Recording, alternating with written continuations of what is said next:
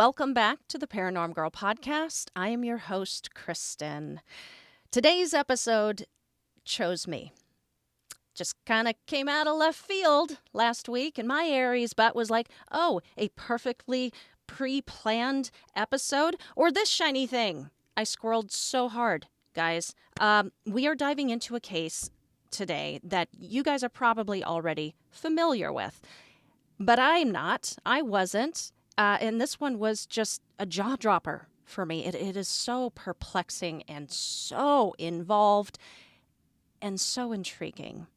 And that case, dear listeners, is the LAKENHEATH BENTWATERS incident of 1956.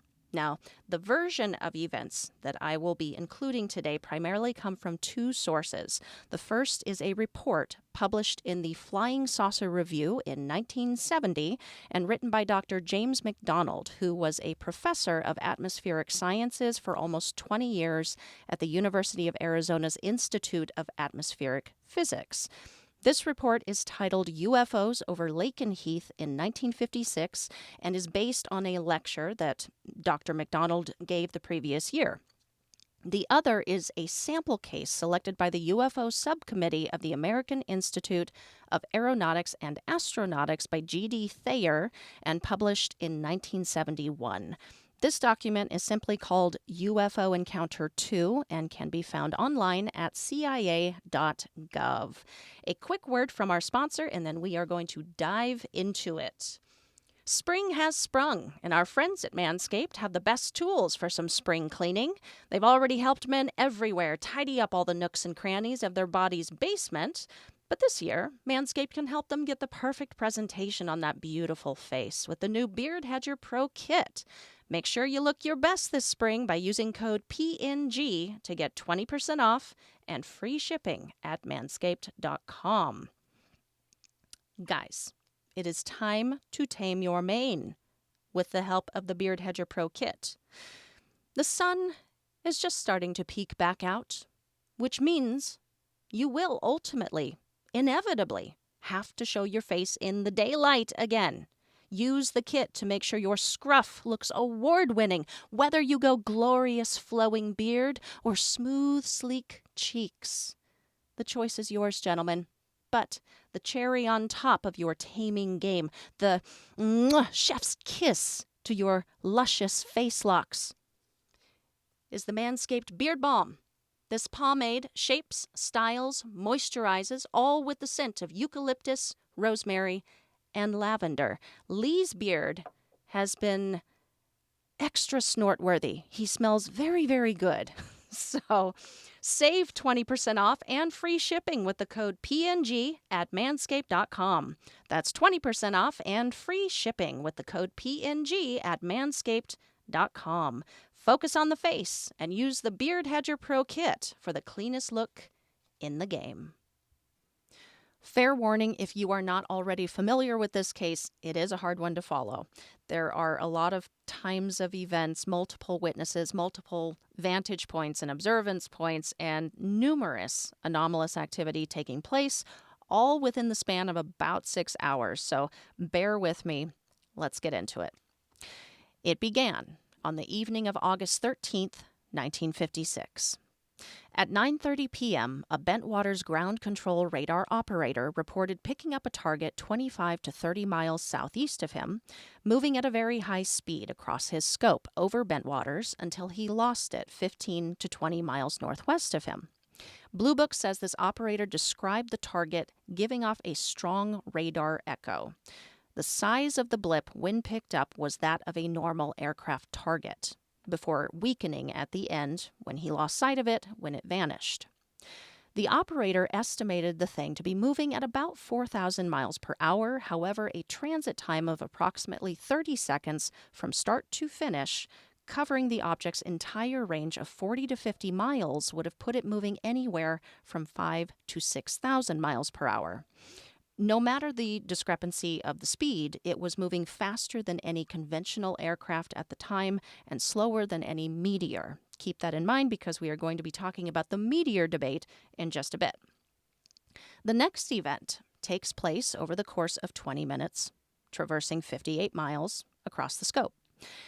So, 5 minutes after the first object had appeared, at 9:35 p.m., a group of about 12 to 15 blips that gave off normal echoes, looked like normal targets on screen, appeared 8 miles southwest of Bentwaters.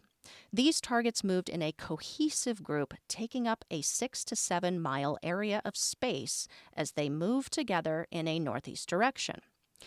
At this point, normal checks were made to determine any possible malfunction of the ground control radar, which failed to indicate anything was technically wrong.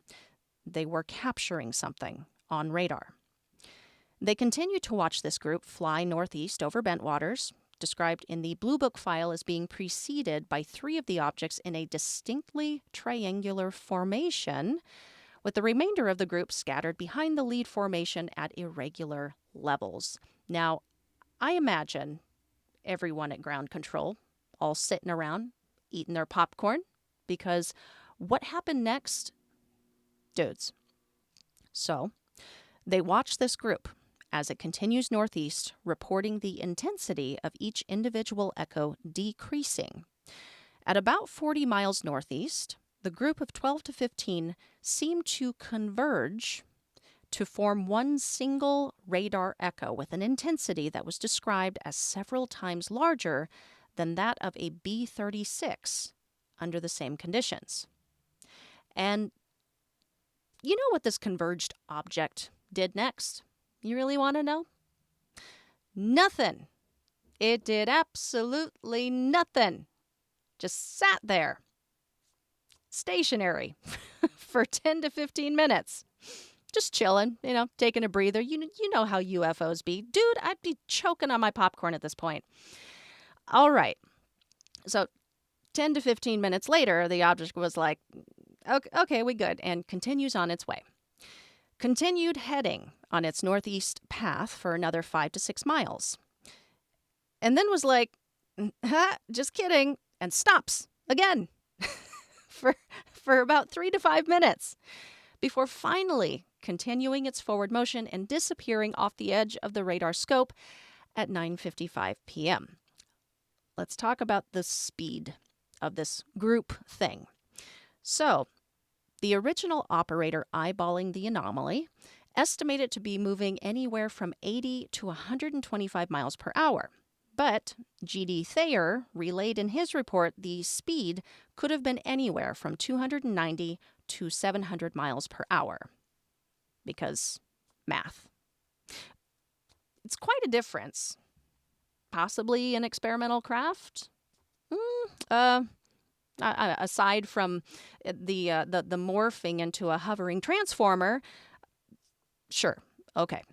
5 minutes later, at 10 o'clock, another target was detected 30 miles east of Bentwaters and was tracked about 25 miles west of their station when it disappeared off the radar. The target covered that 55-mile distance in 16 seconds, indicating a speed of 12,000 miles per hour.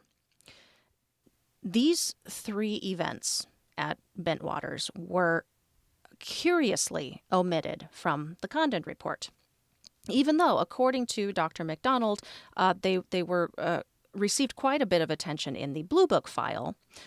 The Condon report actually focused on the events over at Lakenheath, which got a lot less play in the Blue Book file, from which they supposedly were deducing their findings. I don't know, just kind of weird, right? So, Bentwaters, all out of popcorn after this third target, luckily wouldn't see anything else until 10:55 p.m. when yet another high-speed target estimated to be moving anywhere from 2,000 to 4,000 miles per hour was detected, again, at 30 miles east of their station and heading due west, passing right over them and disappearing from scope 30 miles west of Bentwaters. Now, arguments were made that this reading was nothing more than anomalous propagation due to it disappearing for a span of about 5 miles right as it crossed over Bentwaters, aka that axis point of their spinning radar. Anomalous propagation is a false radar echo that as I understand it, has something to do with temperature inversions that direct the radar beam to the ground, and the reflection it shoots back, giving you a false target that would appear at twice the range and twice the height of the reflecting layer. So that would totally make sense, and I understand how that disappearance of a false target would occur right in that blind spot of a spinning circular radar setup like that. However, anomalous propagation likes to move with the wind. And in this case, the target moved quickly, almost opposite to the prevailing winds that night. And there was also something very unusual and very special about this fourth event: eyewitnesses. Someone at the control tower at BENTWATERS reported seeing a bright light passing over the field from east to west at terrific speed at about 4,000 feet altitude. So someone in the control tower was looking up, saw this light with their eyeballs, and yeah. Now, this operator overestimated the height of this thing, because concurrently a C-47 aircraft flying over the station at the time was himself sitting at 4,000 feet altitude and reported a bright light streaked under his aircraft traveling east to west at terrific speed. Something Dr. McDonald noted in his write-up was that there was no sonic boom reported for this high speed. Again, estimated by radar control to have been 2,000 to 4,000 miles per hour, which should have been more than enough to have created one. But also, as fast as this light was, still not fast enough to have been a meteor. So, moving on, it was at this point that all of this info was relayed to the watch supervisor over at Lakenheath's Radar Air Traffic Control Center, which is located about 40 miles northwest of BENTWATERS, with a call and a question that I imagine went something along the lines of, "Oh, hello, Lakenheath. Do you perchance have any 4,000 mile per hour targets over there, or nah? Because we kind of got this whole War of the Worlds thing happening on our end, so we were just curious." Okay, bye. As skeptical as someone might be receiving a call like this, it is reported that the Lakenheath watch supervisor immediately had all controllers start scanning the radar scopes using full MTI, or moving target indicator, which eliminated entirely all ground returns on the radar. So you wouldn't be picking up any false readings of large buildings or any other motionless object. Hello, my name is Jordan Klein, and I am the host of Fireside Paranormal Podcast. If you're into ghosts, UFOs, cryptids, the unknown, then pull up a chair and join me by the fire as we hear real stories from real people. Each episode, I interview paranormal investigators, authors, experts, and legends in their field. Here at Fireside Paranormal Podcast, we have something for everyone. If you're an experienced researcher or if you're just getting into it, we have a spot for you. We're found anywhere you listen to podcasts, so grab your friends, tune in, and remember, don't be afraid, only believe. Our fifth event takes place shortly after their search began, when one of the Lakenheath air traffic controllers picked up a stationary target 20 to 25 miles southwest of them. And if you are able to look at the map included in G.D. Thayer's document, you'll see clearly where they spotted it, and strangely enough, it almost lines up, like in direct line, with that fourth target that BENTWATERS had reported was heading their way. Now, here's something fun. MTI should have eliminated anything moving less than 40 to 50 knots. But staring at the radar screen, the operators could not detect any movement whatsoever, while the MTI is still showing something is there. So it must have been making some kind of movement, maybe vibrations, rotations. I don't know. It's a curious reading, though. Lakenheath's air traffic control reached out to Lakenheath's ground control to see if they had the same target on their scopes. And the answer is yes. Yes, they did. They confirmed the target was on their scope in the same location, which is important in itself because RATCC and ground control were using two different radar systems, different wavelengths, different pulse repetition frequencies, and different scan rates, which tend to rule out certain radar anomaly hypotheses such as interference echoes from distant radar and our friend, anomalous propagation. Radar air control personnel report continuing to watch this stationary anomaly when it suddenly began to move in a stop-and-go motion in a northeast direction toward Lakenheath. In a letter written 11 years after the fact and submitted to the Condon Committee, and also matched the 1956 intelligence report that was submitted by the Lakenheath unit following the event, the supervisor from that night recounts the target made several changes in location, always in a straight line, always at about 600 miles per hour, and always from a standing or stationary point to his next stop at constant speed. No build-up in speed at all. The changes in location varied from 8 miles to 20 miles in length. No set pattern at any time. Time spent stationary between movements also varied from 3 to 6 minutes. And the object was also reported to have completely reversed its course at times. Another target was spotted on radar about 17 miles east of the station, while that initial target would be some 20 miles north-northwest of Lakenheath before a fighter jet was scrambled up there to investigate. More on that in a moment. Let's rewind for a second. An officer recording this span of time in the original Blue Book file made some interesting statements. The first being 2 radar sets, the ground control and the RATCC, and 3 ground observers report substantially the same. And his second statement, the fact that radar and ground visual observations were made on its rapid acceleration and abrupt stops certainly lends credence to this report. Why did he make those statements? Because this activity was observed with multiple pairs of eyeballs, in addition to the 2 radar systems. Now, there were multiple visual accounts of the activities taking place at Lakenheath that night. One witness report included in Project Blue Book describes the size of the light witnessed to be about the size of a golf ball held at arm's length upon first observation and reducing to that of a pinpoint as it continued in flight.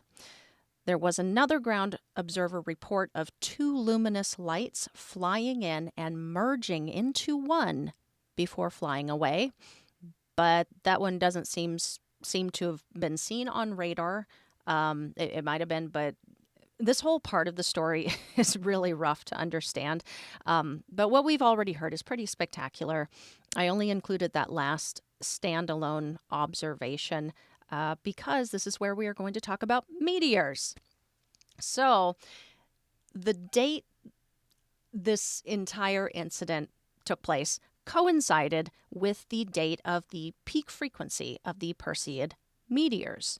And it has been suggested that any one of the ground observers could have simply been mistaking a meteor for a UFO. Because we can already rule out any of the radar readings. They were moving too slow, right? Okay. The Lakenheath report to Blue Book notes that the ground observers had reported unusual amounts of shooting stars in the sky, indicating that the lights they were seeing were readily distinguishable from meteors. The report further remarks that the objects seen were definitely not shooting stars, as there were no trails, as are usual with such sightings. Additionally, the sudden stopping and course reversals of said lights witnessed is incompatible with meteor behavior. And finally, the description of a light the size of a golf ball rules it out as a Perseid since that shower yields only meteors of very low luminosity. Thank you for coming to my TED Talk. Man, is this not the most chaotic night you could imagine? I mean, they got meteor showers and unidentified targets just appearing and disappearing off their radar. People on the ground talking about golf ball lights, targets bebopping around like ping pong balls. What is going on? And moving like ping pong balls, objects that move like ping pong balls. What does that remind you of? All right, back to the story. Sometime around midnight, a jet was scrambled from the Water Beach Royal Air Force Station to investigate. The jet interceptor was a Venom single-seat subsonic aircraft equipped with an air intercept nose radar. Sounds fancy. By the time the jet got up there, Lakenheath radar had one of the unidentified targets still on their scope, 6 miles east of them, to which the pilot was vectored. According to the intelligence report, the pilot flew over Lakenheath toward his target and then advised that he had a bright white light in sight and would investigate. At 13 miles east, he reported he had lost the target off radar and lost visual of the white light. The original report goes on to note that after the pilot had lost both visual and radar on the target, air traffic control then vectored him to a target 10 miles east of Lakenheath, and when the pilot got there, he advised that the target was on radar and he was locking on. As the pilot neared the unknown target, he lost his lock on it. There was a brief pause after the pilot said he had gun lock on the object before he said, "Where did he go? Do you still have him?" Talking to the radar controllers at Lakenheath. Air traffic control watched on radar as the pilot passed whatever it was, and whatever it was began to chase the pilot. When control radioed the pilot to acknowledge this turn of events, it is assumed that he did acknowledge it when he replied that he would try to circle and get behind the target. And boy, did he try. The supervisor's letter that I mentioned before that McDonald references went on to say that he climbed, dived, circled, etc., but the UFO acted like it was glued right behind him, always the same distance, very close, but we always had 2 distinct targets.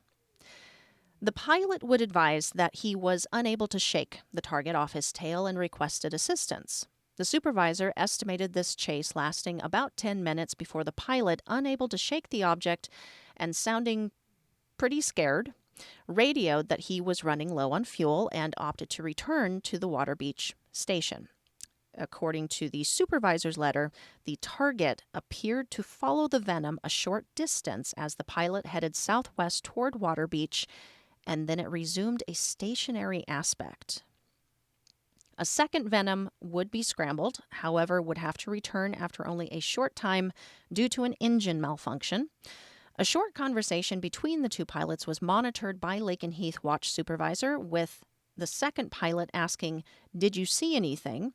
The first pilot says, "I saw something, but I'll be damned if I know what it was." Number 2 asks, "What happened?" And number 1 goes, "He, or it, got behind me, and I did everything I could to get behind him, and I couldn't. It's the damnedest thing I've ever seen." And that first pilot would later tell Air Force investigators that this was the clearest target that he had ever seen on radar. And then it's reported that after the commotion, the object would go on to make more short moves before leaving Lakenheath's radar heading north. And the Blue Book file sets the final radar sighting at 3:30 a.m. Does this incident not kick major ass, you guys? I might have gotten carried away a little bit with the this more dramatic rendition of this event. I will admit that. That's fine. I know the likelihood that all of the transmissions and things that were said may not have been said in those ways or said at all. And I know that witness testimony can be fallible. I know that this happened a long time ago and records have been lost and details exaggerated. I get all of that. I do. But if the basic story stands, you know, if the bare bones of this story stand, this is one heck of a case. My skeptical allowance on this comes from reading blog articles by Dr. David Clark, who, from what I've read thus far, he is one hell of a researcher. And he does have a different take on the Lakenheath and Bentwaters incident, and it's certainly not so dramatic. And he does supply additional possible explanations than were even offered up by the Condon report and by various skeptical researchers at the time. And I would encourage anyone out there with an open mind to take a look at what he had to say. I will say, though, even though I have read what he wrote about it, I still lean kind of favorably toward the idea that this is still an unexplainable case in its totality. There were just too many unknowns, too many eyes on these things. I think I have to agree with the Condon report in one respect, at least. And the Condon report ultimately found this case to be one of their unexplainables. In their analysis, they stated, in conclusion, although conventional or natural explanations certainly cannot be ruled out, the probability of such seems low in this case, and the probability that at least one genuine UFO was involved appears to be fairly high. Looking into this case has led into some really interesting thoughts, avenues of thought on the subject. Number one, what the hell was going on over in this area of the UK? Like, Lakenheath and Bentwaters is located in an area referred to as the Welsh Triangle, which is an area that has had more than its fair share of inexplicable, unexplainable aerial phenomena. So in the 60s, there was a flap in Warminster, which was already considered a UFO hotspot. The people heard hammering noises coming from the sky, so powerful their houses would shake. They saw numerous anomalous lights in the sky, and this became so common an occurrence, the whole ordeal was combined and named the Warminster Thing. In the 70s, there was a UFO sighting in Broadhaven, very reminiscent of the aerial school sighting that would take place in 94, where a bunch of school kids saw a cigar-shaped something with a domed top and a humanoid figure. At another time, multiple Broadhaven residents witnessed bright, anomalous, fiery lights moving laterally across the bay water until they disappeared. 5 miles away, in Herbranston, Maureen Dider saw a cylindrical object equipped with lights moving across the sky so fast it was gone in mere seconds. She barely had a chance to register what it was she was seeing, but that's the description. That is what she saw.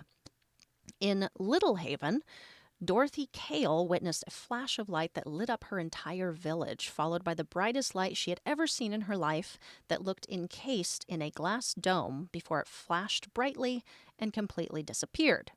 And of course, we cannot forget about Britain's Roswell. But a mere couple of miles south of Bentwaters is Rendlesham Forest. Jerry Harris, a local resident and business owner, was actually the first witness that night. Claimed to have been driving home when he saw multiple lights zipping around erratically over the forest before diving into the trees, re-emerging, and shooting up into the sky. And then, of course, the rest of the Rendlesham story would go on to play out over the remainder of the evening. But yeah, what is going on over there? And another avenue of thought was, okay, what is linking all of this area together? You know, is there anything of importance for all of these locations? Well, it's interesting to note the amount of military bases in close proximity to all of these events. It's interesting to note that nuclear weapons were stored in some of these bases. Is it a nuclear connection? Malmstrom? Hello. Roswell Army Airfield in 1947. They were home to the world's only atomic bomber squadron at the time. Weird. There have been some really extraordinary encounters reported around nuclear weapons and sites. Or maybe it's just a military connection. To hear Ryan Graves tell it, military pilots are seeing unexplainable things, sometimes on the daily. Ryan Graves is hosting a podcast right now. It's really good. It's called Merged. Check it out. But yeah, military connection is something to think about. And ultimately, isn't that the only reason that certain players in our government even give a crap about the UFO issue? Because military personnel are reporting these things. They certainly don't give a flying saucer about your Uncle Harry sighting. No, it's because highly trained, grounded, reliable military members are saying they are seeing things that they cannot explain. They cannot shoot down. They cannot catch up to. At least I think that's why they care. So there's something there, man. That's a wrap. That's it. Let's do a final note. Past reports of UAPs have now been analyzed and reassessed by groups and organizations like AARO. They have been able to identify more and more previously unexplained objects as something quite a bit more rational, such as Chinese spy balloons or drones being used for surveillance.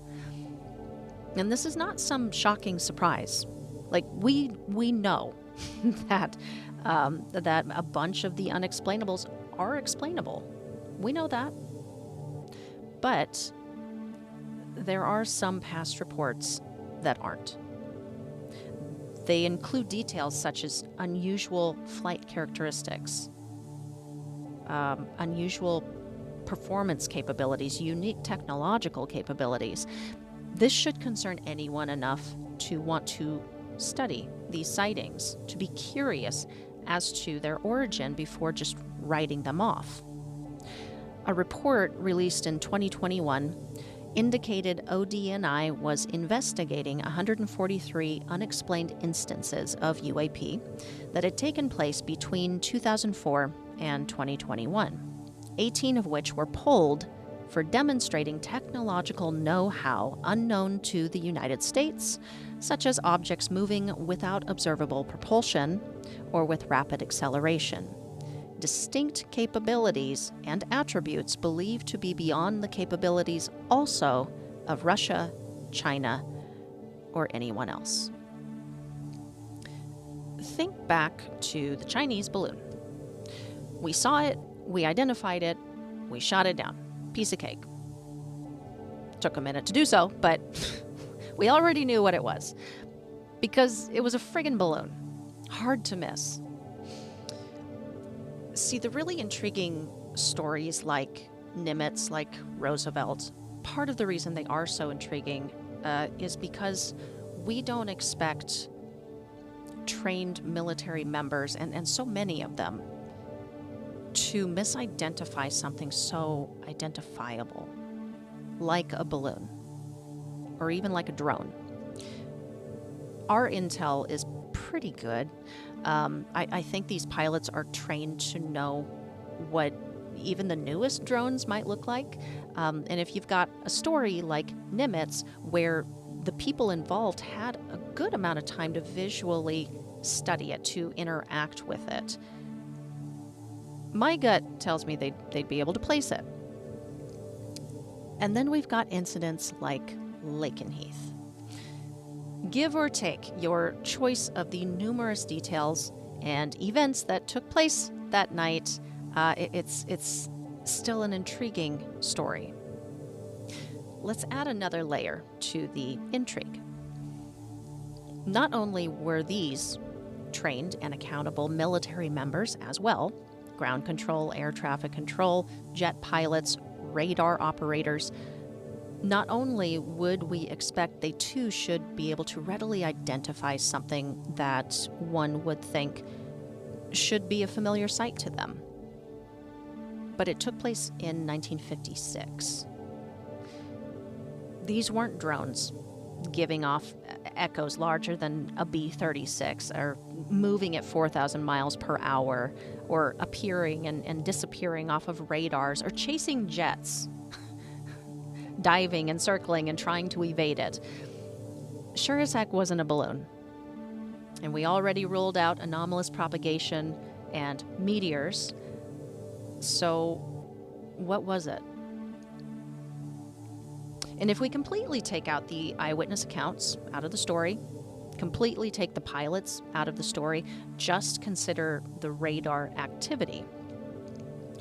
Multiple radars, different systems, separate locations, picking up the same anomalies.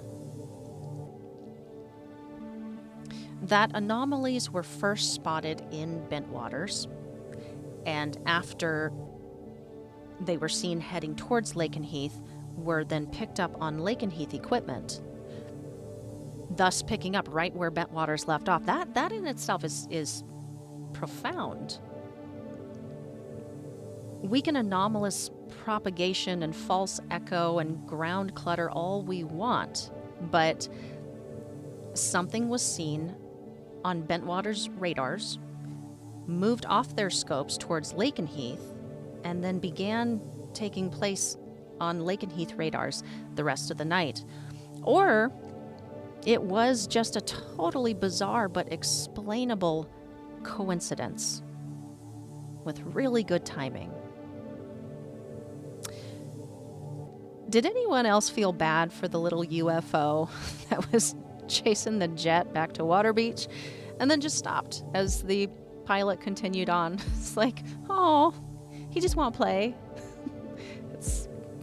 That's another thought that I had. That's all I got. Weird stuff, man. If you have anything to add to this discussion, hit me up on the socials at ParanormGirlPod or shoot me an email, paranormgirlpod@gmail.com.